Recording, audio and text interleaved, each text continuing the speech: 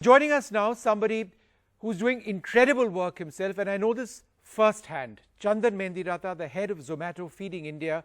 And I'll tell you why I know this firsthand. A couple of weeks back, there was a magician named Rahman from Katputli colony here in Delhi saying that they were daily wage workers. In this one colony in Delhi, there were 40 families who weren't fed. I didn't know what to do. I spoke to a few people in the government, and then Chandan got in touch with me and said, look, I'm here to help. Give me the address. And for several weeks, 2 consecutive lockdown periods, 40 families in Katputli colony were in fact fed.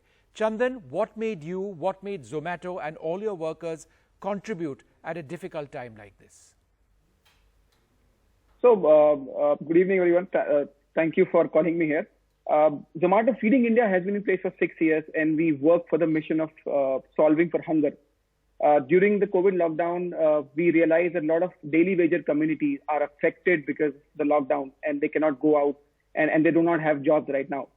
We realized that we, in our position, we can raise funds and support these families with ration kits.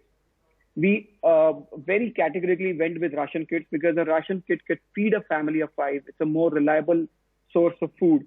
And we raised a campaign just 2 days prior to the lockdown was announced.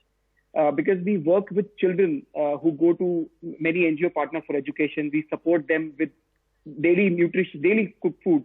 And we realize that these children are not coming to these centers for education. We realize that soon there could be a possibility of a lockdown, and the country would come to a standstill.